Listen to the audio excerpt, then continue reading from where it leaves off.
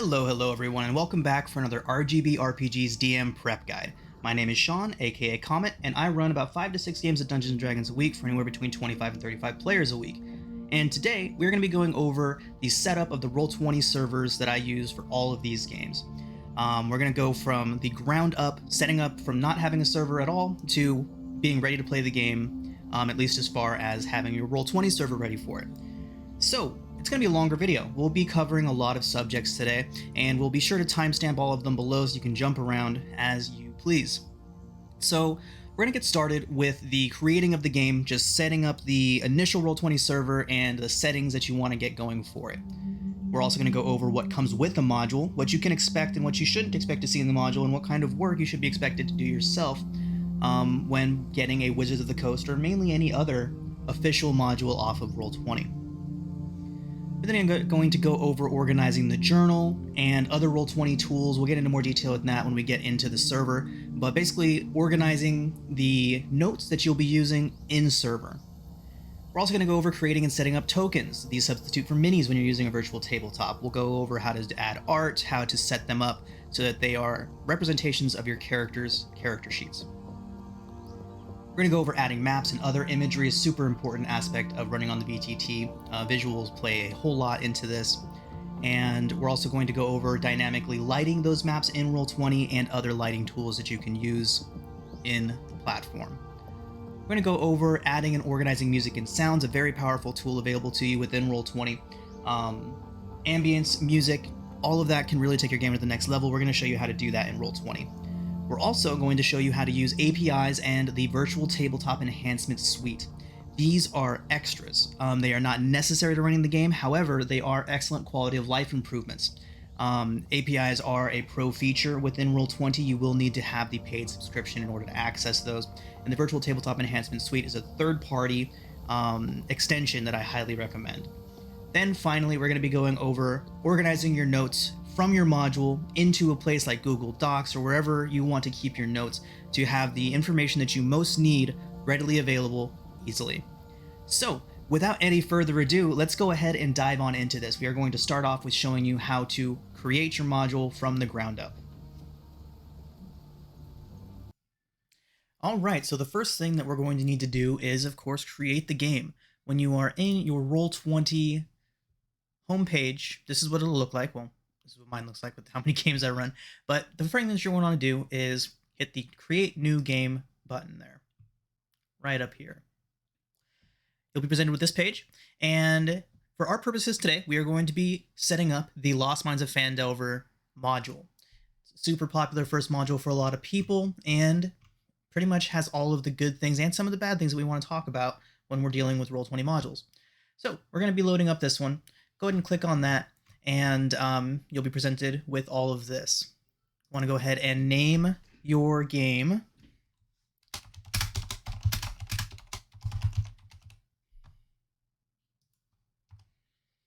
And so once you've done that, there's a few things that you're going to want to take a look at here. When you're initially creating, you're going to want to make sure that this is selected to D&D 5e, especially if you're doing a homebrew or you're not using a module. Super important to make sure that you've set your character sheet there. And once you've done that, you're ready to go ahead and create the server. Pretty straightforward on this part. And click down here, ready to create game. Now this is where you can do a few other things. You can add your image to the title. You can drag and drop any image that you want to from your computer. Sometimes the module will come with one that you can use, but not all the time, like is the case here.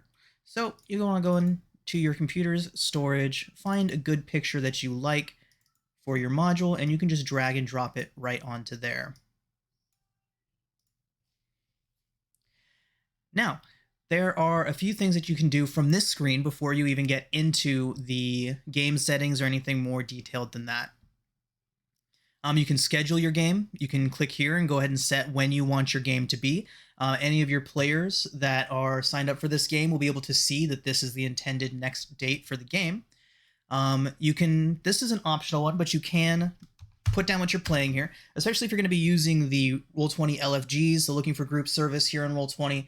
Important to note what game you'll be playing. You can also add on any additional content here. There's a whole bunch of different add-ons that you can do. Like say I wanted to do Lost Mines of Phandelver and then straight into something out of maybe the Mind Flayer colony in Mordenkainen's Monsters of the Multiverse, or Tome of Foes, or something like that. You can pick it out from here and add that module in and add onto your game from there. So yeah, after we go through all of this, before you even go into your game officially, it's always a good idea to check on your game settings. So let's go ahead and check that out.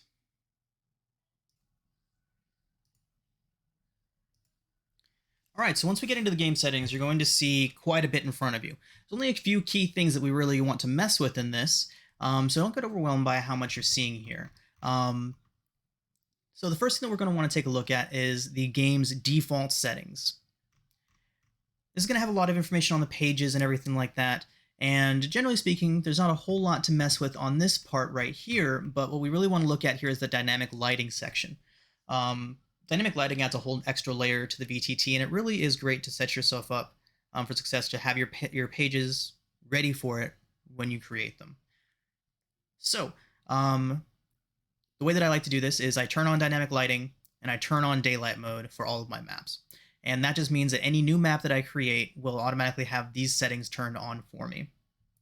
Token vision, another one that is super helpful, is to have the vision of your tokens already set up to be turned on. It took me a while to figure that one out. It's a relatively new feature to be able to do it from right here, but it is super helpful. Generally speaking, you could have your players be in complete darkness, but I like to turn on the night vision here. And for all players, I like to give them a base of 5 feet of vision, so they can see just a little tiny circle around themselves. And I turn on the dimming effect, starting directly on them at 0, and that's it. Transparent effect here. It's usually not colored. It's weird.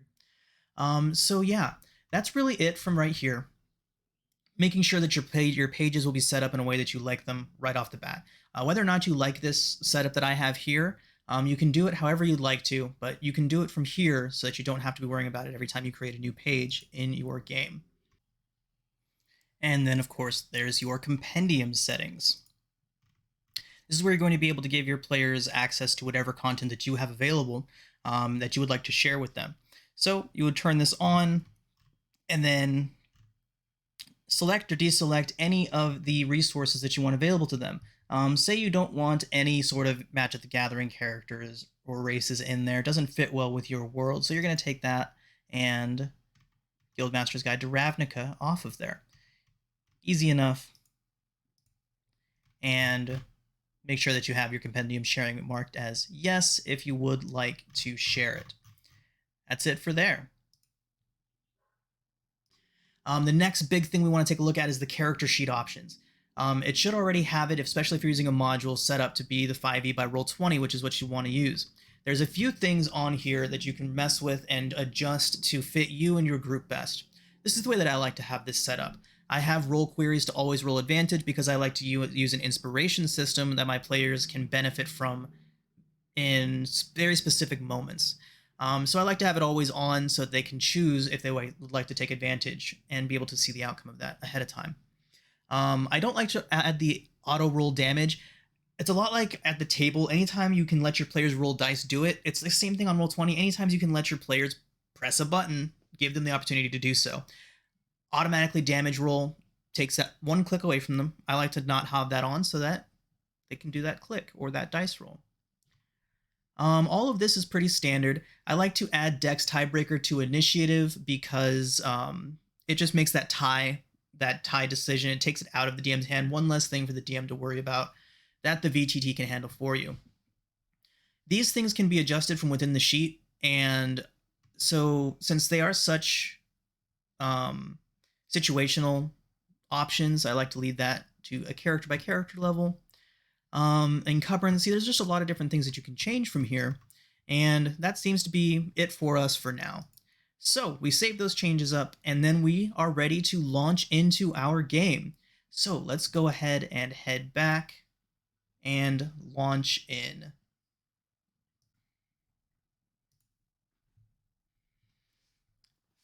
Okay, so here we are officially loading into our game.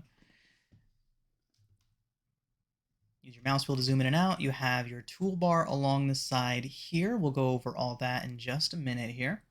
But for now, what we want to go over is just the very basics of signing in and getting set up. And the very first thing that I always like to do whenever I'm starting up a new server is to head over to settings and get these icons out of the way. Also set up the audio video so that you're not using up any more of Roll20's resources, of your computer's resources, than you need to be. Since most of us are using Discord and no video for our games, first thing I like to do is head down to here to audio video chat and change this to no video voice recording. And that will free up Roll20 to take care of all the other numerous things that it has to do, rather than processing your audio and video. So once we've done that, there's another thing that I like to do, which is get this icon out of our way. So to do that, you head down to, I believe it's under audio and video again, and then video display. You can change that to names only, and now you have much more of your view screen available. I always recommend that my players do this as well, because some of them are using smaller laptops, and you want all of the screen real estate that you can get. That is how you can free that up. And of course, you can change your color. I always like to use this bright red. And from there, there's only one other feature that I want to show you before we start getting more into details about the inner workings of Roll20, and that is the transmogrifier. It's down here in miscellaneous, and this may be a pro feature. I don't remember entirely. It's entirely possible that this is a pro feature, but with this, you can take any other content from other games that you have and drag and drop it over. So if I wanted to, say I was making another game of this. I'd already gone through all the work of setting up Lost Mine of Phandelver. I don't want to do all that again, so I can go down here and find one of my Lost Mines games and pull over whatever resources that I wanted to. Or say I wanted to drop just a dungeon or two of Lost Mines of Phandelver into another game. Transmogrifier will bring it right on over. All right, and then there's one last thing to go over before we move on to what's included here. And that is the tools. The very basics of the tools that you'll be using here on Roll20 is just this toolbar along the side. This is going to look different for DMs and different for players, but from the DM's perspective, this is what you got. You have your page selector. You, of course, have your selector, your mouse here. That's just to select things. And then you have your page layers. You have your map layer, your objects and tokens layer, your GM layer, and your dynamic lighting layer. The map layer is pretty self-explanatory. It's where you want scenery pieces to be set down. Things that the players aren't going to directly interact with. Then you have your objects and tokens layer, anything the players can directly interact with, monsters, and of course your players. You have your GM info. You can leave notes for yourself on there. You can hide monsters there. One of the things that I really like to do with the GM layer is if I know that there is supposed to be like a monster coming up and that I'm trying to set the atmosphere for this creature being nearby, I like to grab that monster's token and smack it right dab wherever I'm going to be working the most in that section of the map and have it in the GM layer so that I can see it, that I know this is what we're gearing towards right now. But you can use the GM layer for whatever information that you want to keep down as a GM that you don't want your players to see. Just be careful when you're moving stuff from the GM layer to the object token layer that you don't move something you didn't mean to. That can be especially relevant when you're dragging and selecting multiple things at once. Then, of course, we have the dynamic lighting layer, which is exactly what it sounds like. All of the lighting elements that Roll20 has to offer are placed and handled from that layer. We then have the paintbrush. A whole bunch of different things you can use for this. The main place I use this is in dynamic lighting so that I can draw specific things down, block lighting in certain ways. We'll get into more detail with that on the dynamic lighting section, but you can do all kinds of things with this. Draw shapes, straight lines, freehand, whatever you want to do, you can do from there. So then we have the effects. This is a newer one, and I'm not super familiar with using it. I have a whole suite of animated effects that I like to use for my spells, but this is certainly an available option to you. So that does is it gives you all kinds of special effects that you can do, starting from an origin point, going on. You can do beams, bombs. Say we wanted to do a fireball or a scorching ray or something like that. Explosions, all kinds of things that you can do from here. Nova, very cool. But yeah, all kinds of different things that you can do from there. Then you have your magnification, exactly what it sounds like. And your ruler. This is going to be super important for a lot of different reasons.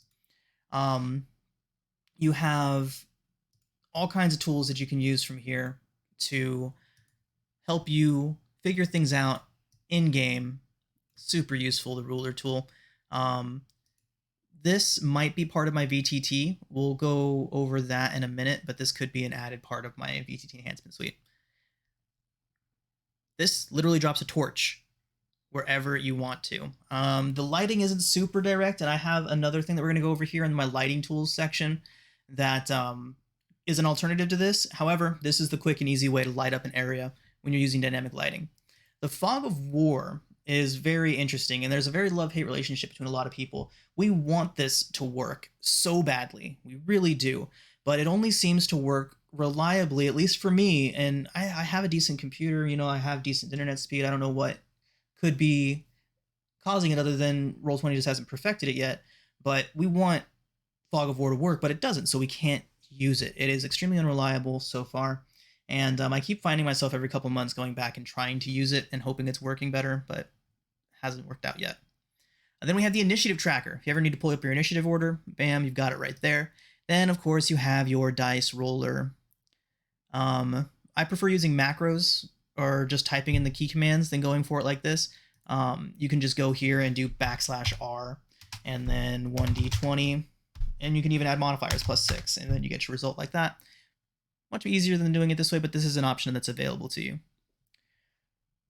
All right, and with that, we are going to go ahead and move forward here into the next section of this tutorial, which is when we are going to go over what is included in most Roll20 modules, what you can expect to get out of it. All right, and now on to what is included in this module. Generally speaking, when you open up a Roll20 module for the first time, especially Wizards of the Coast one, there's going to be a lot of stuff that's already here and waiting for you, ready to go. You have your launch screen already good to go, and then, of course, you have your token page. Roll20 and Wizards like to set this up so that any stat blocks, any creatures, any potential foes that are going to show up in the module are right here and ready for you. You can reference them from here. You can come back to here and grab one, copy and paste it onto another page if you'd like to. There's all kinds of different things that you can do from this token page. All kinds of stuff. It's also an excellent place to really just go over the monsters. I know for me and a lot of other DMs out there, going over the monsters and the cool creatures and the enemies that your players could go up against, going over those and really learning about them is one of your favorite parts. I know it's one of my favorite parts of running Dungeons & Dragons. This gives you the opportunity to really go over all of them. They're usually real organized like this, pre-generated characters, NPCs and creatures. So yeah, this is just a really useful page that it comes with. On top of that, you of course have what is going to be in your journal here. Your journal is this newspaper looking icon right over here. We'll go ahead and turn off the dark mode so we can see this a little better in the journal here.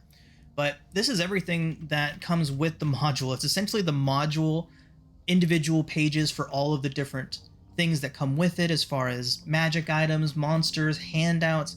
You have a section for all of this. But if you're seeing this now, we chose a small module, and this is already looking a bit cluttered, like a bit much, especially for you to go through during every session. So in a moment, we're going to go over what we can do about that. But for now, let's continue going over what comes with the module. You have your maps, of course. Now, I chose Lost Mines of Phandelver because it sets new DMs up for the most amount of success possible as far as what can come with a Roll20 module. There are some modules that come with black and white art, and that is what it comes with.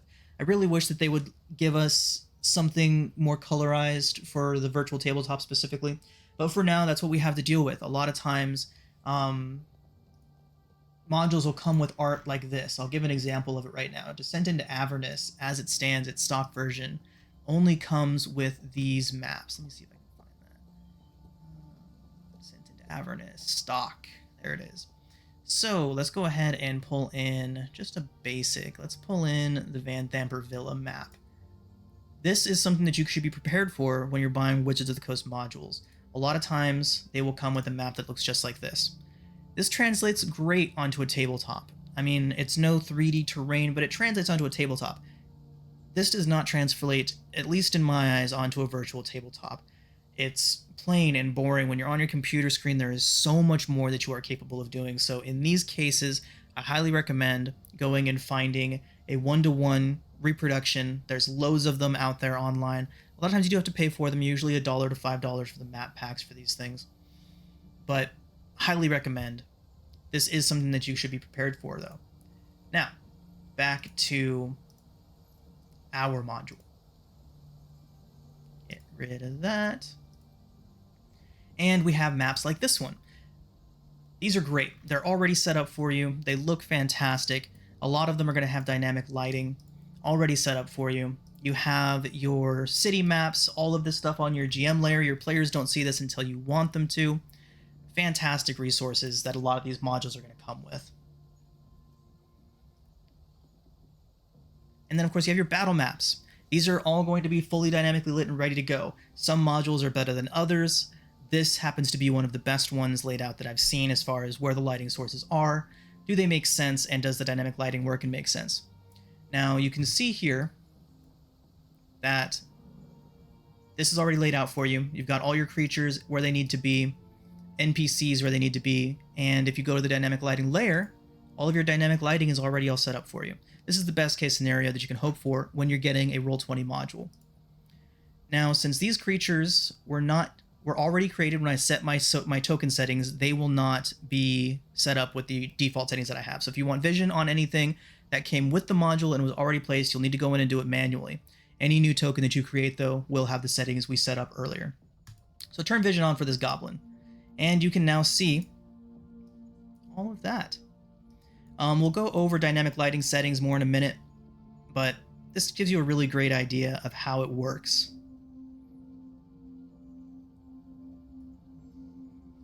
All right, and the last thing that we'll take a quick look at right now while we're just going over what comes with the module is rollable tables and macros. So a lot of the modules will come with these. I like to recreate my own, but a lot of times the ones that come with them will be just fine. So shows you everything that it'll do. That's the command, but the main thing that you're going to want is either to put it in your bar, so it'll pop up right down there with a little clickable button. Can generate random things for you, generate random items, random loot, can generate encounters, all kinds of different things are available for you in those rollable macros. Straight from there if you want to. And you can see those macros popping up.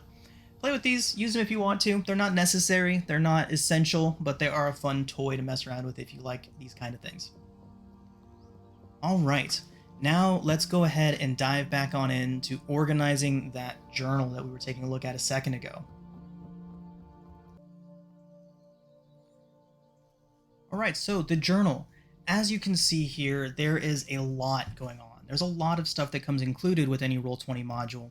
And while all of this is important information, a whole heaping lot of it is things that you're only going to need to really look at and read and absorb once, and then reference when you need to for the rest of the game. So you have the general Roll20 rules, how to use the module and all that kind of stuff. Excellent for first timers. Once you've read it once, you don't really need it again. You have your introduction, and then of course the module itself, all of its different chapters broken down into a easy to use, easy to access format already done for you by Roll20. This is just as good as having the hard copy of the book. I love to collect the hard copies and have digital formats, but if I had to choose and I could only afford one, I would go with the digital because I can use it in here, get all of the content that I need from this format without having to crack the book if I didn't want to. So all of that here, you have an entire section for magic items, and then of course your creatures, all of these in one nice little organized spot. And this module comes with pre-generated characters, so they have them there, and then of course all of the art handouts. You have loads and loads of these in any official Wizards module, and yeah, it just comes with a whole lot. And while all of this is necessary, and it shouldn't not come with any of this, we don't need it all in our face every day, every session, at every moment. So let's streamline it a bit. Let's go down and figure out what from this we need and what can go into a new folder, the storage folder.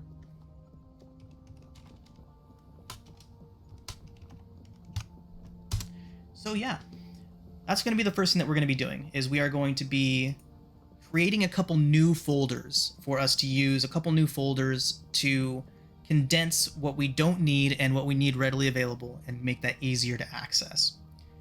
So we're going to create several new folders here. We are going to create, of course, the storage folder that we just created. We are going to create I like to just do a full monsters folder.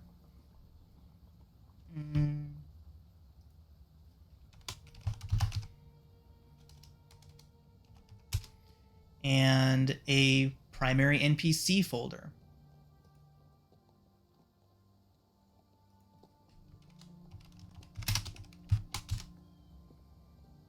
Then, of course, we need a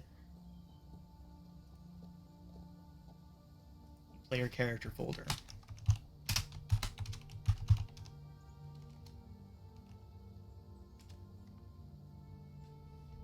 All right, and then we can start sorting these into what folder they might go into. We'll go into a little bit more detail about what exactly we can do with all of this fancy module stuff in a minute. But for now, it's just important to know it's there. You should read through any module before you run it. It's always important to know where you're going, to know how to start it and how to get through the middle of it. So, yeah, let's go ahead and start figuring this out. So, Roll20 information, the general how to use Roll20, how to use the modules, that can immediately go right into the storage. And then I like to put the entire module in there. I'll show you everyone why later. I use a third-party app. I reference all of my information on a different screen using a different tab so that it's not cluttering up my Roll20 page. But that being said, I like to put the entirety of the module itself into that storage section.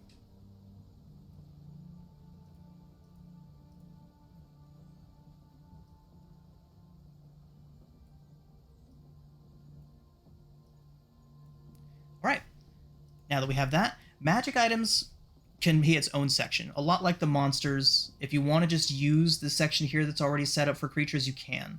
And then you can transfer other things like the NPCs into primary NPCs and back as you need to. So in this case, we don't really need this one, so we can right-click on that. We get a load of options here, including delete the folder and its contents. So we don't want creatures in storage. We don't want the magic items in storage. Those are things that we want to be able to access quickly and readily. We're not going to need the pre-generated characters for this because our characters will be creating their own PCs. So pre-generated characters right into storage. Now, this one is where it's really up to personal preference. If you feel like you're going to be referencing this a lot, finding the thing that you need, and then showing it to your players often, leave it out with the rest of your items. For future reference, a way to do that is with this search bar right up here. Say you wanted the art handout for a Nothic. Type in Nothic. It'll show you where they are. There's a Nothic in creatures. And then there is a handout of a Nothic here. Click on it. You can show it to your players. You can also edit it and manually show it to individual players if you only want one or two players to see it. Say one player knows what it looks like, rest don't, and maybe that player wants to describe it to the others. So show them this. You can do that here in players' journals. We'll go into more detail with this page in a later section, but super handy. All right.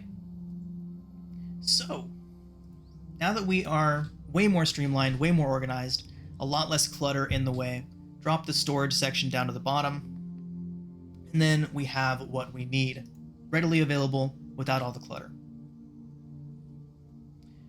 So before we start creating character sheets to add into this journal, there's one last thing that I like to do, and that is make a few extra folders for the characters specifically.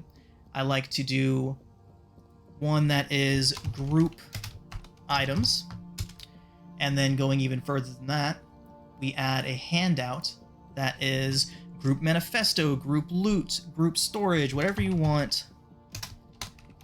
This is a section where you can do this and have it available to all players, editable by all the players, and they can update their own coinage, treasures, whatever they may have with them. They have a little file they can go in and note keep with that.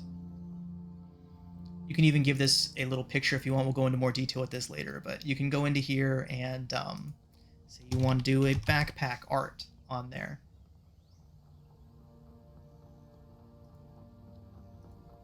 There you go. Get a backpack. And now your group loot handout has its own little thing. You can put that all into the player section, so group items, group loot into there. And then a couple more folders that I like to make for the player characters, especially if there's a druid in the party, is the Imagery or the companions section, whatever you want to call it. Just a folder for wild shapes, summons, and various other things to go. So your players can have them readily available at their fingertips, and so can you if you need to reference them. Now, the last thing that we're going to show in this section is how to create PC character sheets. This is pretty straightforward using any 5e module, because you should be using the Charactermancer. Unless, of course, they're doing any sort of third party, and then that is up to them. But if you're using Roll20, and the easiest tool within Roll20 is, of course, the Charactermancer. So, add from here, from your journal page up here, you go to add character.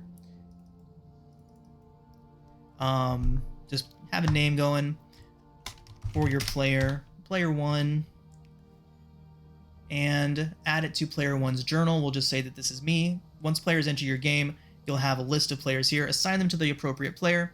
Can be edited and controlled by the appropriate player. You can add images here as well. We'll do a little bit more into that when we go into setting up tokens, but for now, you can drag and drop an image to right there from your PC or from your art library. And once you've saved the changes, you have your character sheet. This can all be edited by whoever has edit access to it, so they can put their backstory there. The image will show up right here of the character once we add some images, but this is really what you want to go to right here. I like to just automatically hit the use the Charactermancer button so my PCs know that that's an option to them. My players know that it's an option to them. And that'll open up the Charactermancer. I'll do a full Charactermancer tutorial and walkthrough in another video, but this is a fantastically optimized tool. It, of course, has its flaws just like any other tool, but it is extraordinarily useful at teaching new players how to create characters and allowing veteran players to quickly create exactly what they want. So you go through all of that, set all of that up, and you have your characters. So we'll do as many of those as we have characters. You can do as many as you need to. Player 2, edit and controlled, edit and control, add that there if you need to. Head on over, use the Charactermancer, and then it's ready to go for them. You'll notice as I'm showing things and as I'm assigning things to players, they get little dots next to them. The blue dot is all players. This is my color. Your players will be able to select their colors, and then that color will be the color that shows up there for them.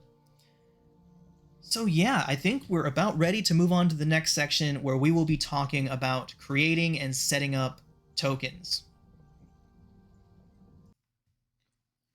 One last thing to go over here before we start looking at tokens and creating those tokens. A lot of times, sheets, character sheets, NPCs, whatever they may be, will be rolling to you only, to the GM. If you want that to change, you can change it in your initial settings. When we were first looking at that, there is an option to decide whether you want everything that you create to roll in the open or everything to roll only to you. But on a case-by-case, you can go in and go into the settings option over here, click on that, scroll down, and you'll see over here where it'll show roll queries, and always whisper. I like to set that for every PC sheet once they're done setting up their character to never whisper rolls, so that way the whole table can see them rolling. You can do the same thing from creature tokens, and this is actually another good tip. If you hold shift and then double click on a token, whether that be a PC or a monster, it will open their character sheet. On an NPC, you go over to here, click on that gear icon. Down here, you want that to be always whisper rolls, or you can change it to never if you want to roll in the open all the time. So, adding, creating, and setting up tokens is probably one of the most frequent things, at least it's the most frequent thing that I do in any of my games. There's a lot of different ways that you can do this. The first thing that you're going to need is to get a token from somewhere. Several different places you can do that from. You can have them saved on your PC, like I have these ones here. Drag and drop onto the map, and they'll appear. If you're dragging them from your PC, they'll need to be resized, but if your grid is on in your settings page, if your grid is on, snapping them into place will be relatively easy. So that is one way that you can do them. Another way is directly from your Roll20 library. There's a lot of different packs. Anytime you buy a module, it'll likely come with an art pack. Anytime you buy a bestiary of some kind, it'll come with an art pack. There's all kinds of different things. Now, marketplace purchases, this is where you'll see them all. So let's go ahead and just grab one from, let's say, Eberron. Why not? So opening that up, you'll see a whole bunch of different art assets that'll come with it. You can drag and drop them from there directly onto your map, and you can use any of these tokens that you want. There's free assets, there's all kinds of different places that you can get these. Roll20 has a whole bunch of different things that you can buy. Loads and loads of assets available for you on the marketplace, and available in anything you purchase as far as modules, bestiaries, setting expansions, etc. So yeah. Say you want a human specifically, you can type that in there, and then it'll give you any of the humans that you're getting. Say you want a tabaxi, more so. Search that in, it'll give you all of the different tabaxi arts that you have available to you. So, aside from all of that, you could, of course, just download images that you want to off of Google, download them from Google Images, wherever you want to, and then make tokens from there. Oh, one last tip before we move on from there. If you set this to everything, it will broaden your search out a bit, and might need to re-enter the word you're searching for, but it might broaden your search out a bit and might get you some different results. It might not. Sometimes it does, sometimes it doesn't, but that is an option. Setting this to everything can broaden your search out a bit. All right, so next we're going to move on to another site that I highly recommend. This is how I make all of my tokens. So let's go ahead and check out Token Stamp 2. So this is Token Stamp 2. Again, we will leave a link to this below, but this is an amazing tool. I use it all the time, and there's a lot of different ways that you can use it. You can drag and drop images from your own computer's storage directly into there, and you can get creatures, monsters, character art, whatever you want to from there. Say you want a goblin boss, drag and drop it onto there, resize it as you see fit. And then this is one of the really cool parts about Token Stamp 2 that I like a lot. Right up here, you have the tried and true stock D&D theme token art, token circle for your tokens. So yeah, you can do all kinds of things with this. When I'm using a white background like that, I like to blur it out a little bit. I think the dark, yeah. See how it just makes the white along the outside edge a little softer. Really good to use. And yeah, you can change background color if you want to. Lots of different things you can do here. And then this is also great for character art. So let's go ahead and take all of this off, set it back to the standard, and we'll bring in a character to use. Say someone wanted to do a wizard. There we go. So got a wizard there, got some art. And then one of the things that I like to do is for each individual campaign, I like to get a color for that campaign, a color theme. So that would be what the border, what the border tint would be for.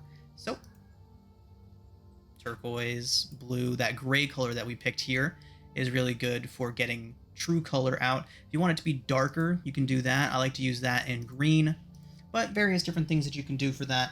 And then once you have that image all set up from Token Stamp, you download it, save it to your PC, and you are ready to head back into the VTT. Once we are back into our VTT, we can then just drag and drop the image that we saved from Token Stamp directly on over into the VTT. So let's go ahead and grab that wizard we made and just drag and drop him right onto the tabletop. I'm going to resize him like we talked about earlier with the grid on, that is a snap, and I'm going to go ahead and open that up. Double click on that, and since this is an art and not a character that we dragged in, again, this is not preset, so you will need to go in, double click, head over to your dynamic lighting, and give them vision. We'll go ahead and say that this person is a half elf, so they will also have night vision. Set that up. 60 feet of night vision. I personally like to use the dimming section and have it start at 0 so it dims out. Makes it feel much more natural instead of just having hard lines of light ending. So yeah, I don't really mess around with limited field of vision. Token emitting light, having this turned on is great if somebody casts light on an object that they're carrying. Various other things that could come in useful for. We'll go into more detail with that when we get into the dynamic lighting section, but for now, the main thing that you want to do is make sure your vision is on, night vision if applicable, and then we head over to our details. Now for this, there's a few things that we're going to want to do. Since we haven't set up our characters, I haven't gone through the whole Charactermancer thing, out of the scope of this video, we are going to use one of those pre-generated characters for this example. So we have our wizard right there. We're going to go back into our storage and grab one of those pre-generated characters, and we see wizard right there. So that's where you head up here, represents character, and then you can search for it or you can just type it in. We want that wizard, and bam. This is where you're going to go in and adjust the bars that show up. If you look at our wizard here, you can see he has these 3 bars alongside him. You can set the values to those 3 bars here. Generally speaking, you want the green one to be health, the blue one to be AC. The red one I've seen used for all kinds of different things, from temporary hit points to passive perception. Various different things that you can do, but if you are going to assign a value to bar 3, make sure you know what you have assigned it to, so in case things change on your character sheet, you know why this might be changing, or changing this might change your character sheet. So for this one, we're going to change this to health, so we click on the attribute and we either scroll down or type in HP, and there you go. It's linked up, ready to go, and we have that all set up. And this, if it is a PC, we are going to do standard AC, add it in. That bar is now their AC value, and you can know just by clicking on that token what that character's AC is. This, of course, applies to all of your monsters you're making as well. If you wanted to make that goblin boss, you would have just gone into here, searched out goblin boss, and then been good to go. But we want this to be our wizard, so back to there. HP, AC, good to go. Now this will link every instance of this token to this particular wizard. As soon as you select this and give these values, the tokens are all linked. This can cause a situation where you have all of your goblins losing HP at once. Say this goblin takes 2 hit points of damage, it'll show it for all of it. If you're getting that problem, this is why right here. Whenever you're working with NPCs, monsters especially, you want to make sure that once you've set this bar to have the numerical value that you want, the 8 hit points, the 20 hit points, whatever it might be, you take this and you switch it back to none. That will unlink it from the character sheet, and it'll make it so that they are all independent entities, and one goblin taking hit points isn't going to cause them all to do that. But for your player characters, you do want that linked where every instance of that token shares all the same attributes. So yeah, once we have that all set up, we're going to go into more detail what these auras are going to do once we get to our APIs. That's some added features that you will need to use the pro features for, but for now, our token is all set up. And there's a few different tools that you can use to make sure that everything is the way that you want it to be here. Namely, is the Control L feature. When you have selected a creature that has vision and dynamic lighting is on a map, you can see through that creature's eyes. And by doing that, to do that, you select the creature that you want and do Control L. That'll give you a view of what that character can see. Excellent as a DM to know where your character's line of sights are, especially since you're going to have multiple overlapping line of sights visible to you as a DM. Being able to lock down and isolate who can see what is super important. For example, this adventure, there could be something right around the corner there, hiding on that bridge they can barely see. This character is the only one that can see that. As a DM, you would know that and be able to call out for a perception check for that one character instead of having to guess who can see what. So yeah, I think that's about it for token settings. Let's go ahead and head on in there and see if there's anything else more specific we can get into with the token settings for now. But I can, of course, leave notes on it. This is a fun thing that I like to do. A good example is a divination wizard. You can mark their importance right here. Good for NPCs, and you can let your players know about this feature in case you want them to be able to just scroll over and see some notes. So let's just say this wizard is a divination wizard that has a portent roll. that they just rolled a 12 and a 6-4. Now you would click this box up here that says show, save it, and now whenever you hover over, you get that tooltip note. Nice little bonus tool that you can use if you want to. And with that, we have our token set up. You're going to do this for any new creatures that you're bringing in, any new characters, anytime like that you'll be building a token. Those are the steps that you're going to want to use to get that set up. You also want to be sure that you are making this token the official token for that character sheet. So to do that, we're going to open up the wizard down here in the pre-generated characters that we were using before, open that up, and then you are going to go over to edit. You're going to see that this character already had a different token set up for this. So we want to use a different token. A lot of times what you're going to see is this first, where you just have this blank. That's what you're going to see on these these characters we made earlier. But what you're going to want to do is once this token is all set up, its vision is enabled, it is linked to the token, the values are set for the two bars, the green and the blue for HP and AC. You're going to click on that token, open this window. You do that again by opening the character sheet that you want to use, going to edit, and then use selected token with the token you'd like to use selected. Last thing you can do is go to your art library. This is a token that we brought in ourselves, so it will be in my library right up near the top, and then you can drag that in, and then you're good to go. Your token is all set up with the art that you want, and it is linked to that sheet, so now whenever you drag that character out, that token is what you will see. So when you go to add images into your Roll20 server, whether they be just static images that you want as a backdrop, battle maps, city maps, world maps, whatever it may be, the first thing that you're going to want to do is create a new page, a new blank page. This looks different than it might on yours because I'm using a virtual tabletop enhancement suite, which we will go over later, but for now, your create new page button might be over here somewhere. But we're going to create a new page, and if all went right during our setup, we are going to open this up. We'll check the settings right now, and dynamic lighting should be on, daylight mode should be on. If these aren't working, be sure that you hit the save settings button when you were checking on your game default settings section. Sometimes if you miss that, it may not go. It's the save default button when you're over there working on that in your initial game setup section. But now that we know that's all set up, we can open it up and see what we're working with. It's just a blank page. The default is 25 by 25, and for this one we have dynamic lighting on. Now, the first thing I'm going to show you is just how to set up a background image. A lot of times if you're just wandering around in the wilderness or at a city or whatever it may be, if there's not any reason for the character's tokens to be moving around a whole lot, I really like to just put down some sort of background image. So let's say that this group is going through a forest, just traveling point A to point B, and we want something to be in the backdrop while they do that. So we're going to grab just a general image, drag and drop it onto here.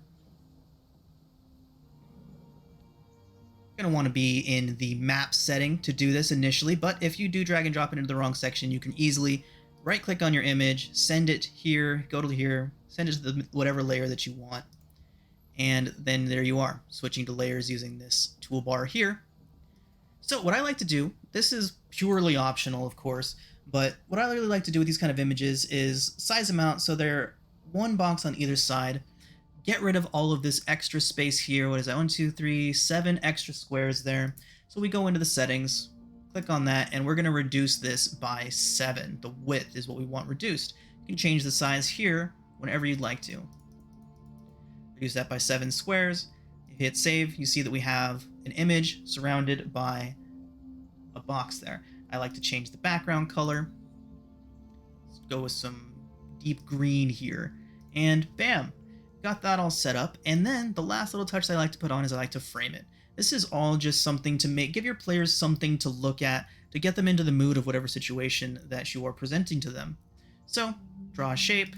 I like to set this to extra large, and use whatever color you want to. I like to use just the solid black for this one, and then frame it. And there you go. You've got that all set up. If you know for a fact that your players aren't going to be moving around on this as a battle map, you can get rid of that grid, again, by going into the section for page details here, You can turn off the grid, or if you want them to be able to put their tokens on it for whatever reason and have it be the right size, you can just turn off the opacity.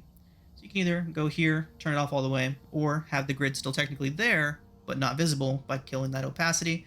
And there you go. You have a nice little image for your character, for your players to look at while you are doing general roleplay stuff or exploring, whatever it may be, not combat. Images like this can really help immerse your players. Again, we're coming back to that idea that, especially for a virtual tabletop, when you don't have that face-to-face interaction, you need to do as much as you can to maintain engagement. Since they're not there, you can't look at them, you can't focus on them in that way. Imagery, music, sound effects, and all these other tools can be used to keep your players immersed on the virtual tabletop. All right. So let's go ahead and move on from just general imagery here and into setting up a battle map. So our setup process for this is going to be pretty similar to what we just did. We're going to create a new page. Oh, you know what? I'm sorry. There is one last thing to do on this page. Since we are not using this as a combat map, what we want to do for this is we want to just turn off dynamic lighting. We have it default set to on because it's better to have it on by accident than to have it off by accident. We'll get to that in a minute, but better to have it on by accident than to have it off by accident. So in the settings, dynamic lighting, just turn both of those off, and now whenever your players are on this map, all they see is just this image. It's not dark for them, and they just have that image that they can look at and help with immersion. So moving on to battle maps. This is going to be a multi-section part. We're going to cover the battle maps here and then move on into dynamic lighting in just a moment, but generally adding maps. There's a couple different ways that you can do that. So we're on our 25 by 25. Now, the quickest way to do this is to have marketplace items ready to go. So we head over to here to the image section and marketplace purchases. And anything that you've gotten, you can get going. I love Quick Encounters by Patrick Picard, I believe is the artist's name. I'll go ahead and link them below to their Roll20 store. But amazing artist, and I love to have the same type of art, the same style of art between all of my all of the maps that I use for any particular game. So having an artist that has such a vast library like Picard does, amazing. So let's go ahead and just throw something easy up here. We'll do we'll throw up a library for now, because then we can move that into dynamic lighting as well. So go through here and open up the library, and then you have all these pre-made maps here. Let's grab one that's already 25 by 25 and make sure we're on our map section, our map layer, and drag in a 25 by 25 map onto this screen. Now, make sure that you're in your selecting tool before you try selecting things. And then you have your map. You can grab it and click it around. The virtual tabletop suite is automatically resizing this for me. If it wasn't active, the map may come in looking something like that, or smaller, or different. However it may be, you want your key over here to show you how many squares it should be by. We already know that we're 25 by 25, but if we weren't, you could go in, select that, and change it however necessary right here. But for now, we know it's going to be the right size. So you click it there, match it up to a corner, have it selected, and drag it on out to its full size. And there you go. You have a battle map. Now, there's all kinds of different settings that you want to take a look at on this, and we will take a look at that, as well as actually setting up the dynamic lighting in the next section. So let's go ahead and move on to dynamic lighting and other lighting tools. So the first thing that you're going to want to do whenever you're planning on beginning to dynamically light a map is, of course, make sure that dynamic lighting is enabled for your map, and the settings are what you want them to be. So let's go ahead and take a look at the map settings in detail. You know this is the right size. If your map does not cover the entire area and you need outside area for whatever reason, this is where you would choose that. So say you had some edge around here for whatever reason, maybe you want to store monsters there, maybe your notes are there, whatever it may be, you can have the background color whatever you want to from there. This part right here comes in very handy if you're using enormous maps. If your map is too large, Roll20 will have a hard time loading it, and a lot of times your players will also have a hard time loading it, depending on their internet speed, their computer, any number of different variables.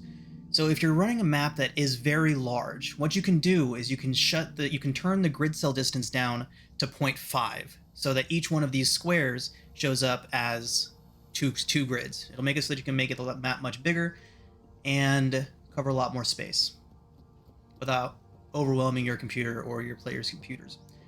This is where you would adjust the grid. You can pick your color. I know whenever I'm running a sci-fi game, I like to turn this to a blue line, so it looks more like that.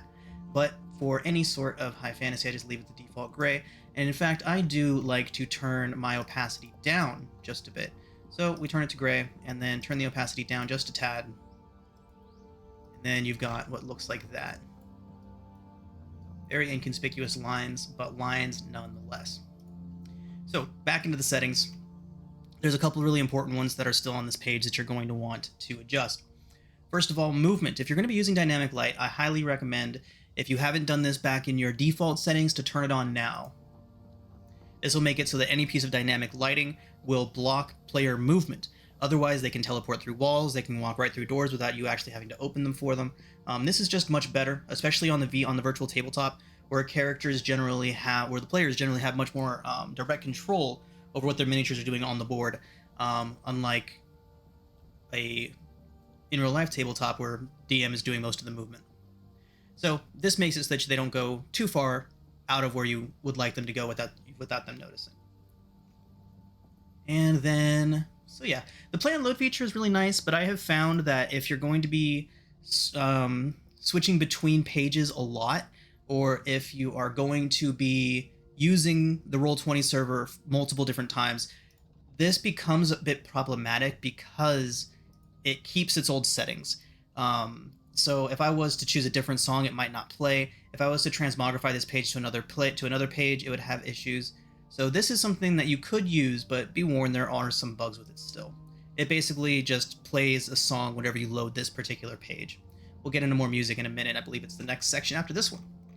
So now that we've gone through this entire section, we are going to go over to the official dynamic lighting section of the page settings.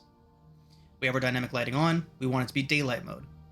And this is another setting. If you haven't already turned it on in your default settings, turn it on now. Update when token drop. Back when we saw that goblin moving around, it was able to just drag its token around and see wherever it wanted to. I've found that it is best to turn that off so that players don't accidentally move their token around and see without the DM knowing what they have seen. So that's what that'll do. It's exactly what it sounds like.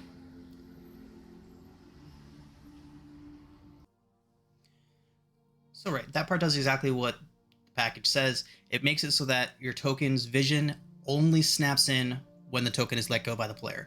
You can't drag it around. It will only update the visual range of the token when you let go of the cursor, thus moving the token. All right, so the other option that you can do from here is turn the lights off. You still have your dynamic lighting on, but if you want it to be dark where the place is, say this is an indoor dungeon, much like what we're going to be working on today, the next step would be to turn daylight mode off.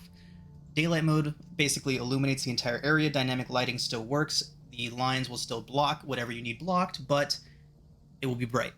Turn this off, everything goes dark. So next what we're going to do here is we are going to take a look at what another map looks like. A map done by Wizards, done by Roll20, what that looks like. That is the baseline of how we want to build our maps. Those are the professionals, those are the ones that do this and then distribute it to thousands or millions of people. Definitely want to use that example, that experience to guide us here. So let's go ahead and head over to, say, the Red Brand hideout here. And let's take a look at how they dynamically lit it. We'll take a look at the page in general, the entire layout. So you've got your objects and tokens, and you see all the characters that are going to be readily visible whenever characters enter a room are already here and ready on the token map. You're going to notice a lot of the same tokens here. If you really want to and you have the time, you can go in and adjust these tokens individually, give them all unique portraits. I think it's an extra little step that if you have the time to do really pays off, giving these bandits faces instead of just random bandit 1, 2, 3, and 4. So yeah, but you can see all the stuff on the token layer, and then we go to the GM layer. You have things like this trap here, all the numbered things. These are the things you're going to want to make sure that you're not accidentally putting to the token layer when you don't want to. Then you have hidden monsters and things like that on these maps. Then finally we get to the GM layer. The dynamic lighting layer. That is where you're going to see all of the stuff that is completely hidden unless you're specifically on this layer. Now you'll see they use one color, blue, for all of the walls. All of these walls are that same blue. You can tell very quickly where a vision denied area is by looking at these. Then they have another color, and they use that color for all movable pieces. Whatever that color may be, make sure that you're using the same color across the entire range of the board. When we start adding our own, I'll show you a quick little trick that you can do to make sure that you have the same color no matter where you put the lines or walls. But this is how Roll20 and the Wizards modules do it. Blue for walls, yellow for that, and then what you would do to manipulate this in-game is your players would enter in through this door, right? So that door is already going to be open. You're going to move that out of the way, put your players inside of this area on the token layer, and then when they move around, do whatever, say they come up, they want to kick this door down. That's when you would switch back to the dynamic lighting layer, grab that, move it out of the way, switch back, and you're back into the action. Dynamic lighting has moved wherever it needs to move.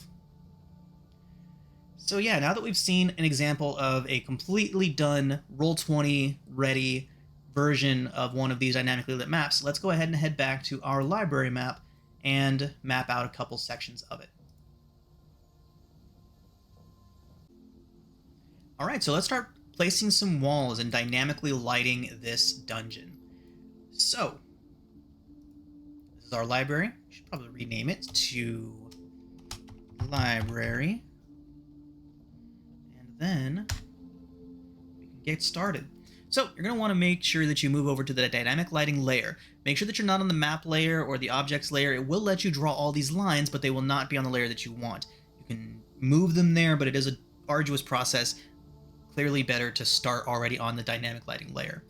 You're then going to go over to this box here, or whatever it may be, and you're going to select the draw polygon / line section. If you wanted to get real creative with it, you could do the freehand, but this is a much more efficient and faster way of doing it.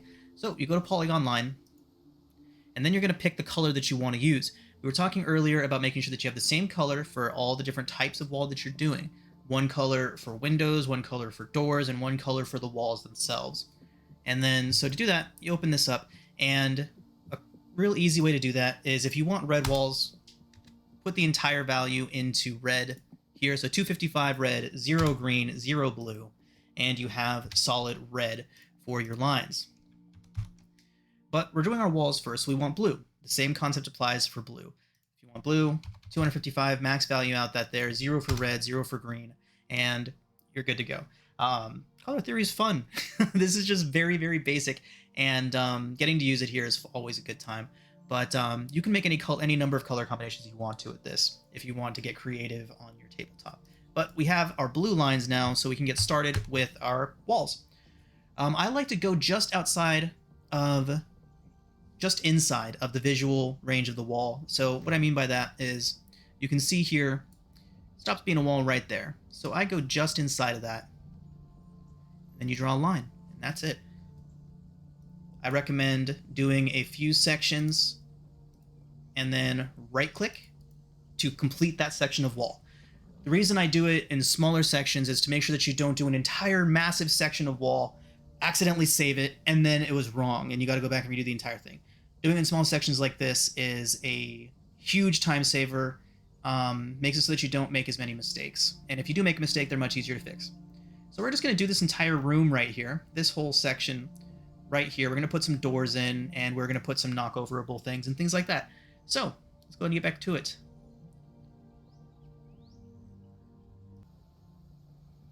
Okay, so now we have all of our lines placed for our dynamic lighting. We have different colors for different uses. We've done our blue for our walls. We know those are permanent walls and generally cannot be broken down. We have red for our doors here, here, and here. Oops. Here, here, and here for our doors. Blue for the walls. And then I like to use green for any sort of special interaction object. These bookshelves, for example, they can be knocked over. They are unique. They're not doors, they're not walls, they're something else. So I use green for that. And then down here, I wanted to show you all something a little different. This is a one-way wall. The vision only goes in the direction that these arrows are going. You can change that up here by making it either a wall or a one-way. One-ways are good for lots of different things. The first things that come to mind are like one-way mirrors, or like a portal of some kind that only can be seen one way through it. An incline is the most frequent way of doing it. Say this area is super low, right? And this entire section is a steep incline. Players can't see what's going on up here from down here, but players that are up here can see down into this area, right? So one-way vision. This is a new feature to Roll20, and its uses are still being explored, especially by me. I've only used these for a handful of things. So uses of that are still being explored, but that is how that works. Now, the last thing that you're going to want to do once you think you have your lighting all set up the way that you want it, is you're going to go back to the objects and token layer. I'm going to make sure the daylight is on for this so that we can see unobstructed for a moment, and then we'll show you all how to put down lighting effects. So we're going to go and grab our wizard, drop him on, and you can already see just from the GM view that dynamic lighting seems to be working. There is blocked vision beyond these walls. They can see out into here, and if they go here, you'll see our one-way looks to be working. Now, what you can do is Control L, like we were talking about earlier, and see what this token sees. So Control L. Can't see past the bookcases, can see in between them. All of that. Can't see past the doors. Can see that there is a door, can't see past the door. And then we go down here. And then if you try to move your token past these barriers, they can't move until you, as the DM, have gone back to the dynamic lighting layer and moved it out of the way. For the case of a door, you would grab it and move it out of the way. And now the player can see farther down there, and they can get into that room.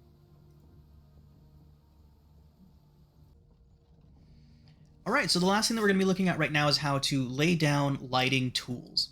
There's a lot of different ways to do this, including this quick little button that you can press right here. Now, we're going to go ahead and turn off the dynamic lightings. The lighting setting for this, we're going to turn off daylight mode so that we can see what this is like in the dark. This creature we made into an elf with dark vision. So you can see it dims out as it goes compared to how it was a moment ago. It does get dimmer the farther in away from the center vision goes. So let's go in and just for now turn off the night vision and see what this person can see. Remember I said I like to keep the night vision on and keep it at 5 feet, dimming, starting at 0. Let's see what that looks like for him. See, their field of vision is very limited. They can only see what's directly in front of them. I like to do this as like an example of them reaching their arms out around in front of them. Even in complete darkness, you still have some spatial awareness of what's going on. That's how I like to represent that in the virtual tabletop, is by leaving just 5 feet around them. Can't see anything that might be over here or down here or wherever. So yeah, now let's go ahead and add the lighting in. Simplest way to do that, quickest way if you need a quick fix, is to hit this little torch button right here and plop it down somewhere. Head back to the selector, and now you can see we have a well-lit area in front of the player here. That doesn't look great, so this is what I like to do. It's a little bit of a process, but you only need to do it once, and then you can use the transmogrifier to share it between all of your games. But we're going to make it from the ground up right now. This is a torch in Roll20. So first thing we're going to do is we're going to make a character. I'm going to make this an NPC character, but we're just going to call it Torch, Lantern, whatever you want it to be, flashlight if you're playing a futuristic or modern game. You want to make sure that all players have access to it and all players can edit it. Then I'm going to go over to your library and search out, remember we talked about clicking everything for the best possibility of finding what you want. We're going to type in torch and see what we find. Game props. See, there's a wall torch if we want to make them stationary. We have some NPCs carrying torches. There is a torch from the top down, it looks like. Alright, so this is a good example for us to take a look at. You can always look in here, and if you find one that's absolutely perfect in the premium assets, you can buy that, but there's loads of assets on the web.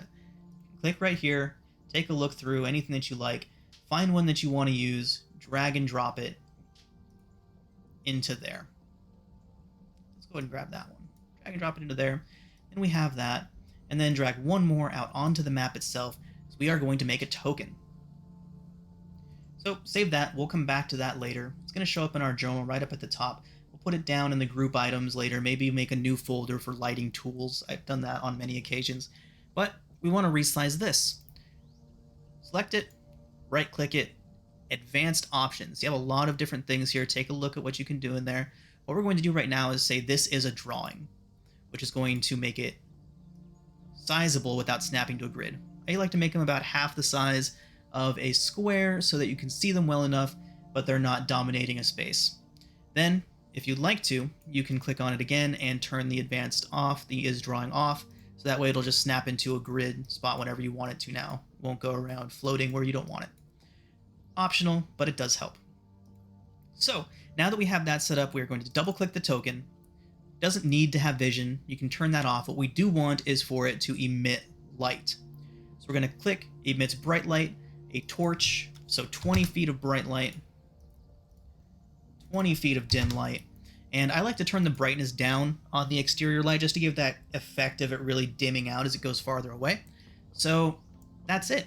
You can make bullseye lanterns using this and using these adjustments here. That's more of an advanced thing. Bullseye lanterns can be fun, but they're not entirely necessary. So you just want this set up just like that and save it. And now you can see we have a lighting tool centered on this torch right here. Right? Even put it up and out of sight and it'll light out like that. Characters can select the torch and carry it around with them. Having it snap to grid like we have it makes that a lot easier and prevents some headache. But you can see it is centered on that character. Now, the last part of this last thing that we're looking at here is we want to make this token the permanent token for Torch. So just like we did with the player, we're going to open the Torch token up. We're going to go to Edit. We're going to use Selected Token. Make sure that the one we want is selected, obviously. Use Selected Token. Save it. And now you have a lighting tool that you can drag and drop onto the map whenever you need somewhere lit. So let's go ahead and get rid of that.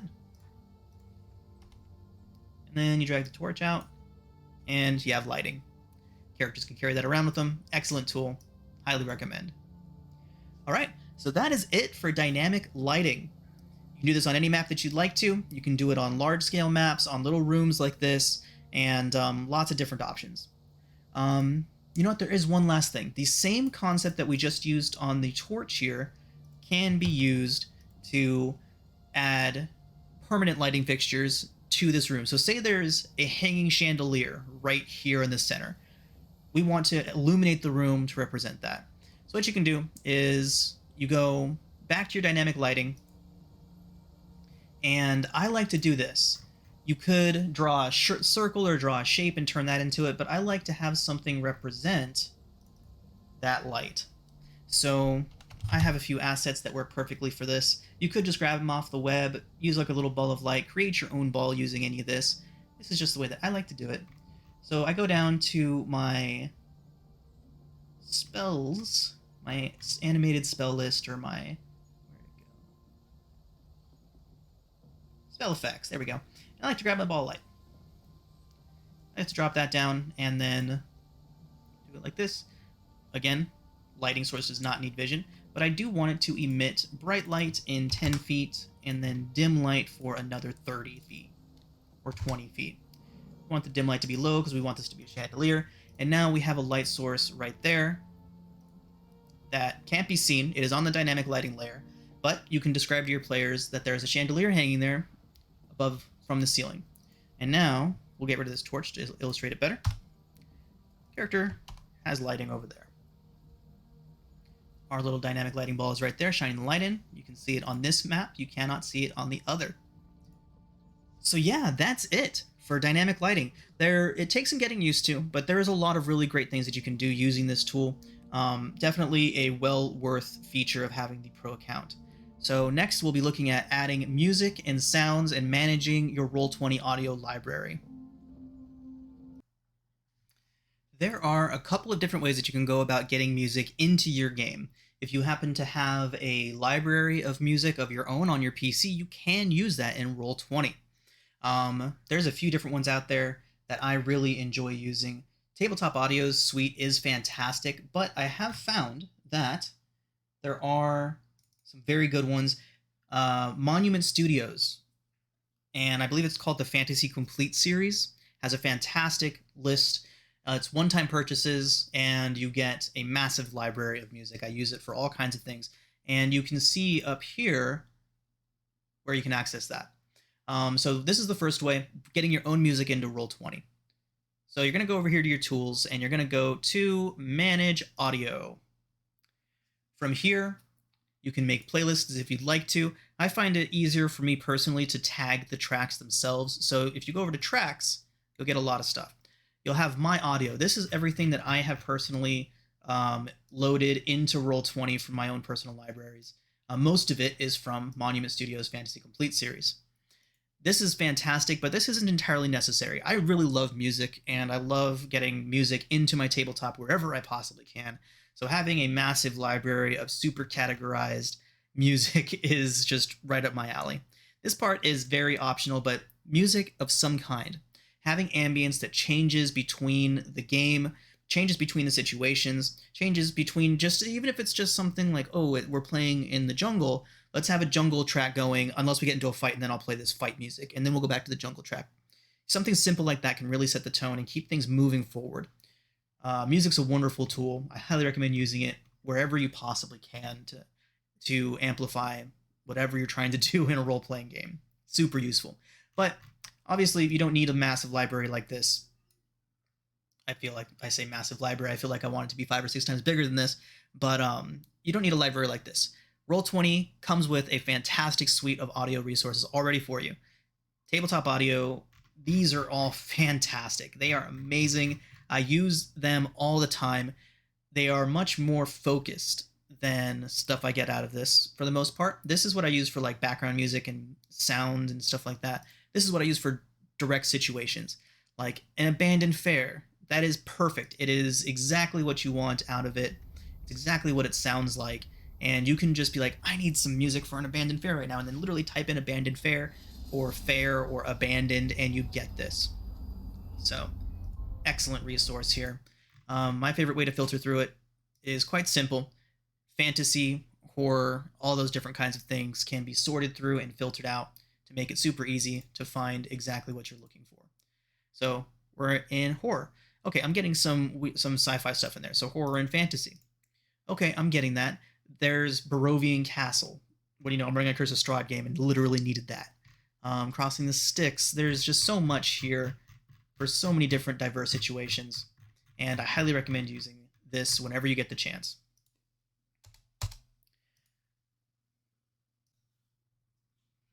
And then to get your own personal tracks on here, you would just go over to this, to My Audio, and then you can literally drag and drop from your PC directly into this space here, and be good to go with whatever music you would like to add in. So let's go ahead and take a look at how to get this music into your game. All right, so we're back into the server, and we are ready to start adding some music into our Roll20 game. There is the audio jukebox right up here that you will use to access all of that. It's going to be empty when you first start, but then you're going to click this Manage Audio section right up there, and it'll give you all of the different things that you can add to it.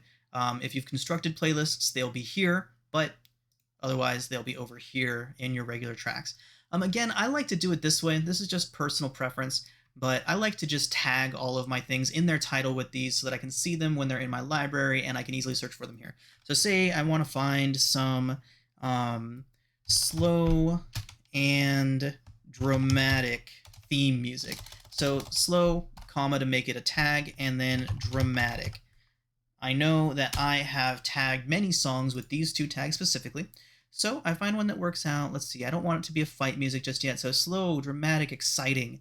There we go. There's a good song for my theme of what I'm going for right now.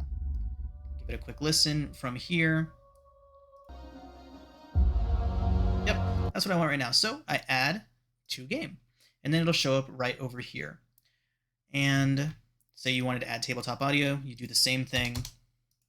You come over here, we're looking for something fantasy, and we want something ambient. So fantasy, ambience, and, well, you know, all kinds of different options. Let's just go ahead and grab the first one, the Cavern of Lost Souls. So now we've got music in our Roll20 server. I like to, of course, organize things wherever I can to make things easier for me to access without having to fumble through a lot of different things. So you can do that here in your audio by adding folders. So add new empty playlist. Let's go ahead and make the fight playlist. And let's make the theme music playlist. And then the last one that I like to do is I like to have one called session. Now the session one is for specific events that'll happen within the session that I expect to want music ready for. The theme music can be a dozen songs of different things that kind of fit into your theme, or if you want to get more specific, have this be where you keep your music that is tagged like this so that you can grab moods that you're looking for. Generally, you should be somewhat familiar with the music that you're picking. Like I know Carbon Copy, I've used it a bunch of times, so I know what kind of mood it sets. So I could open up the theme music section and see that and know that that's what I want. Cavern of Lost Souls would be something good for the session. I know that they'll be going into a cavern. It's spooky. It's creepy. Perfect ambience for that. So we'll add a few more in just a second here, but looking at these controls, the basics, you got your play and you've got your repeat. Anytime that you want general ambience for a setting, I highly recommend putting it on repeat and just leaving it. That way you don't got to think about it until you're ready to move on to the next scene. Some of them can be short, the theme music for me, so I don't put these on repeat. And let's go ahead and add some more music in here and fill this playlist out a bit. Okay, so now we've got this filled out a bit more. We have several tracks that we expect to use during our session with those on repeat so that we don't have to worry about restarting them as we run through a dungeon. We have our theme music, several varieties available. You can turn this on if you'd like the same track to play over and over again, but we have them tagged, just manually entered into the title with what mood and tone they set. And then we have the fight. Now this is where you can start using the full playlist settings. There's a few different ones that you can use. This one will play the first thing in the playlist, and then if you have this selected, it'll shuffle it.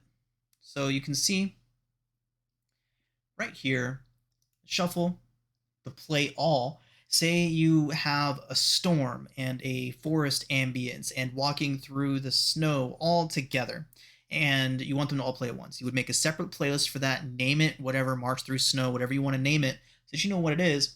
Then hit this selection here, which is the play all. It'll play all of the selections in that track at once. If they are set to repeat, they will repeat. If not, they will stop once they've completed. The next section is play one. Play through the entire playlist once and then stop. Repeat, play through the entire playlist, start again. I like to use this for my fight setting. I have a set playlist set up for whatever fight I'm going to be doing for that session, and then I can just hit play. It'll repeat through all of these, and we're good to go. All right, next up, we are going to be taking a look at adding APIs to your Roll20 game. We're also going to take a look at enabling the Virtual Tabletop Enhancement Suite in this section, and we'll be going over what these APIs do and what that extension does. For the most part, APIs are just tools, coding tools that can improve your game. There is hundreds of them out there for you to choose from, and we are going to go over the ones that I use today, and we're also going to show you how to add them into your game. So the first thing you're going to do is you're going to go to your game page, go to your settings, and then select API scripts. There will be none when you start. Currently disabled because of the error detected. That's the first thing that you'll see because there's nothing there. I use an entire suite of these. I think it was like almost up to a dozen last time I checked. But you want to make sure that the scripts that you're using are playing well together. If you're going to use a lot, make sure that they work together, and if things start to go wrong, the first thing that you can do is disable one of the newest scripts that you added and see if that fixes whatever problem that you're running into. So let's go ahead and pick out some good ones that we know we like. My favorite one, the one I've been using the longest, is Aura Tint Health Colors. So in the Roll20 library, there's a lot of API scripts that are already ready to go for you. You simply search whatever you're looking for. There's a huge drop-down list that you can pick from. So you can see it's dozens and dozens of different APIs that you can choose from. So scroll through all those, look at the ones that you like, read their descriptions, and see which ones will work out best for you. So you can see that they all have these kind of descriptions here. Some of them are longer than others. Let's see, there's the 5e shaped character sheet that has a lot of info. All of these different things, they'll come with instructions on how to use them, how to install them, etc. So can also use this to input manual scripts. We'll get to that in a moment. So let's go ahead and show you all how to get these in there. So from your screen, just like this, you're going to search whichever API that you'd like to add on. So we're going to go ahead and start with Aura Tint Health Colors. Go back to where it says, to where you had that Aura Tint Health Colors, and you're simply going to click on the add script. You may need to scroll down lower to see it, but it'll always be before your control panel here. So add your script, and there you go. You'll see this change, and you'll now have a script up there. If you were to load into your Roll20 server, there would be an audible blip to let you know that it was activated. We'll go back and check that out once we've finished adding them all. But for now, let's go ahead and add the rest of the scripts, and then we'll do a quick tour of the ones that I use. Okay, so now that we have our script library set up, let's go ahead and go over what each of them is going to do. First one here, group initiative, is exactly what it sounds like. You click a group of tokens and type in a command, !group-init, hit enter, and it rolls initiative for all of those tokens at once.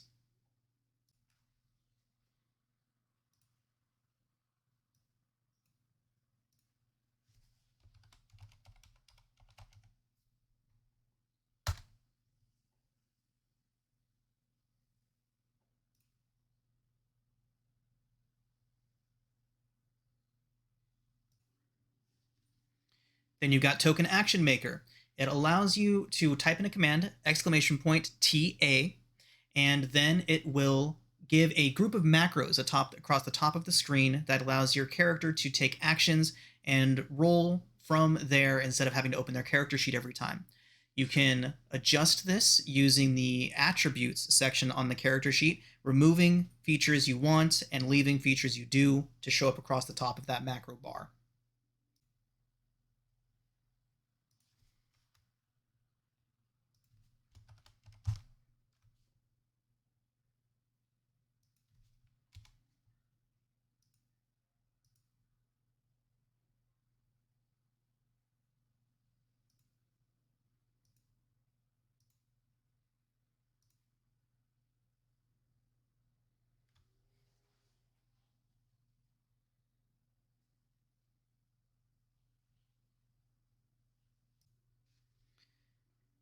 Next up, we've got status info, a very helpful one for new players and new DMs alike, or for just anybody who needs a reminder of what conditions do. It allows you to type in the command !condition space and then whatever condition that you are looking for. So say I need a reminder of what paralyzed does. !condition space paralyzed. This also lets you add conditions to your characters. So say a massive character's just got poisoned. You could select all of those tokens or just one of them, select them all, !condition space add space, or I'm sorry, condition hyphen add. If you ever need a reminder about that, you can always click on this to see the information. Here it's in GitHub. Go there to check it out. But I believe it's condition hyphen add space paralyzed or poisoned, and it will add it to all of them. Super useful one, super helpful for just reminding what those conditions do. And next we have the Aura Tint Health Colors. Very helpful one of my personal favorites just because it looks nice. It adds a aura around each token that has hit points assigned to it. We talked earlier about the token settings and how you can assign numbers towards those boxes next to your token. This directly works off of that. It reads that number, and the lower that number goes, the closer to red it gets. If it hits 0 or a negative number, it puts an X over that token.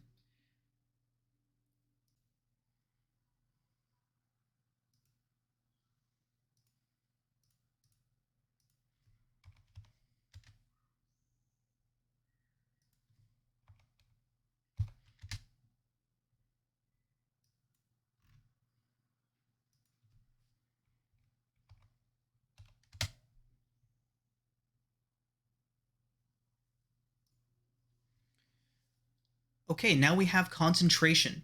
Concentration is a hit or miss for some of my players. Some of my players really appreciate it, others don't.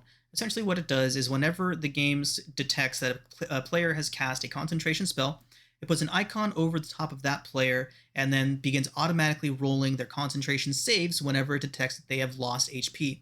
It is bound to a couple other macros in there, but it senses when HP has been lost from the character's sheet, and then automatically rolls those saves using that character sheet info. It can have some weird interactions with other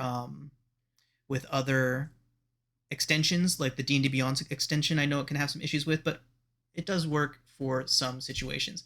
And that is the concentration right there.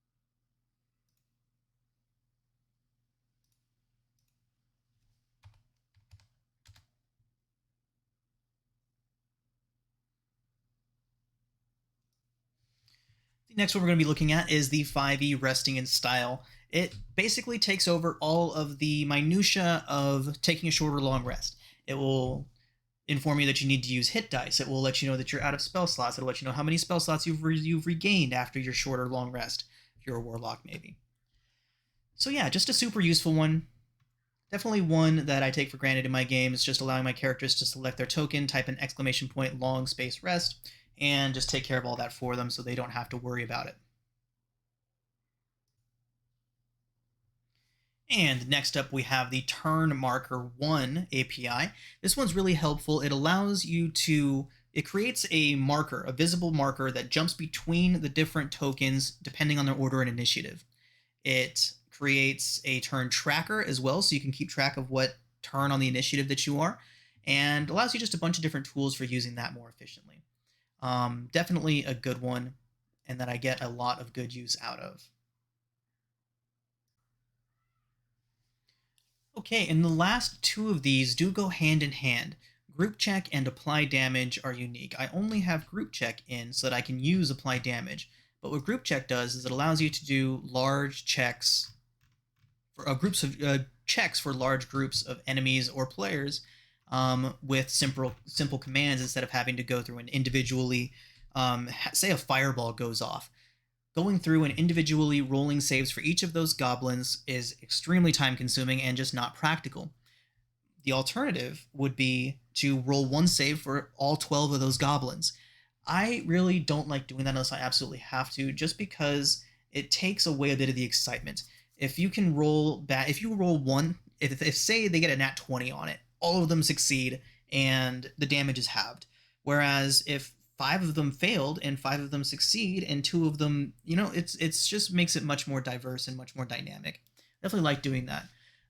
So that is all in service of this apply damage API. And I got this one off of a YouTube video that I watched a couple years ago, and I've been using it ever since. It is fantastic. I'll leave a link to it below that goes through the entire detailed instructions of how to install it and how to put it onto your computer, onto your Roll20 server. They do a much better job of explaining how to do this than I could. But you do have to go and copy and paste the source code from a different page, copy it into here, paste it down, and then there's one more step to do in the server, which I will show you in just a second. Again, I will link the video so that you all can check that out. It gives a much more detailed explanation. The example we're about to give is just going to show you where that gets changed at. The video I'll link will have a much more detailed description. So when you do need to go in and add some things in directly into your macros, this is where you'll find them. Right up in here, you're going to go and you're going to do add macro. And say, for example, we wanted to do the one for the apply damage macro. We would add that there. We would head over, copy pasta the code from that video or whatever other source that you're using to make these custom macros. Add it in there, paste it in, be all set up, hit save, and then I like to put mine down here, so I put it in the bar, and now I can use it from down here whenever I need to.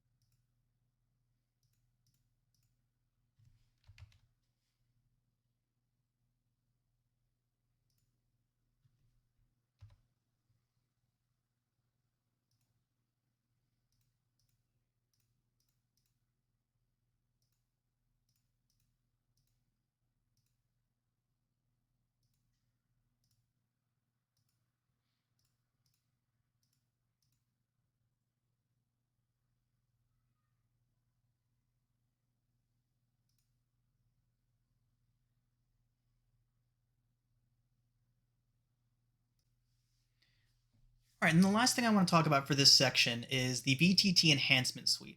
This is a plethora of features that you can turn on and off at your will, and it is extraordinarily valuable. If you want to really bring your game to the next level, I would highly recommend picking this up. We'll go over in detail the different things that it'll do for you right now, but check this out. It'll be linked below. Amazing resource. So let's go ahead and take a look at the Virtual Tabletop Enhancement Suite. You are going to find the options for it over here in your settings section. Once you have activated the extension in your Google Chrome, this is where it's going to show up. Instructions for that are over on the page for VTTES, but go ahead and follow those instructions there. Again, we'll have it linked below. And once you have that set up, come back over here, and this is where you can get to your settings for that. A huge amount of customizable content and customizable options for you. Pick the best ones that work for you. I can't tell you which ones of these are going to work best. There's a few that are really, I would consider essential, like the initiative options or the map viewer, what I was showing you all about how to view the different pages is controlled through here. See if we can find that one.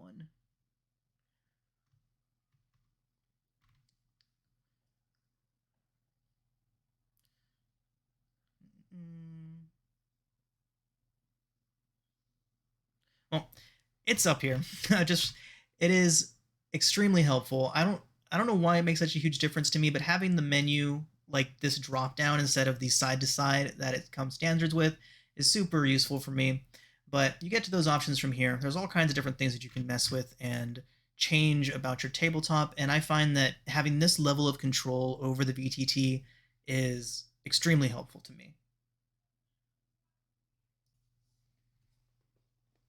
All right, and there we have it. A fully completed server with everything, a whole bunch of extra bells and whistles to make your life easier, to make things more accessible for you, and just to make running your game as smooth as possible with as many features as possible. Um, we've gone through creating the game, we've gone over what comes with the module, we've organized our journal and our Roll20 tools, we've created tokens, we've done maps, we've set up dynamic lighting, we've checked out music and sounds, and then we checked out the APIs, all those fancy bells and whistles that can really improve your game for you and for your players. The last thing that I'm going to say is organization is key. All the things that we've done here and have been working on have all been in the service of better organization and having what you need readily available at your fingertips. I highly recommend that you use the content that comes with the Roll20 module, specifically the module content, the actual meat of the book, what would have come in the book, what you would have gotten a physical copy of. What you can do with this is take a look at it, maybe even copy paste it over to another format that you can sort and organize in a better way, whatever platform that might be, whatever you feel like might help you organize this. This is one of the single most things that you'll be referencing throughout the game as you're running individual sections. And so having it readily available in a better organization than this, I would say, could help out a lot. I personally like to use Google Docs and have it completely organized with legend tabs and whatnot. I can write notes on it directly into the document. Really helps me out a lot. But just having your third-party documents organized in a way that can help you use this, definitely worthwhile. I have another tutorial on this page going over how I use my prep document, even if it's just copy and pasting key parts of it into that. Something to help keep the information that you need at your fingertips is super helpful. All right, everyone, so thanks for watching. It's been a bit of a long one. I hope you all have been able to learn something from this. I hope it's been able to be helpful for you. But thank you all for watching. As always, this will be available to my patrons a full month ahead of time. So if you'd like to get content like this sooner, get it ahead of the curve, and even make suggestions and recommendations on what kind of content I should be making next, go ahead and check the link below for the Patreon.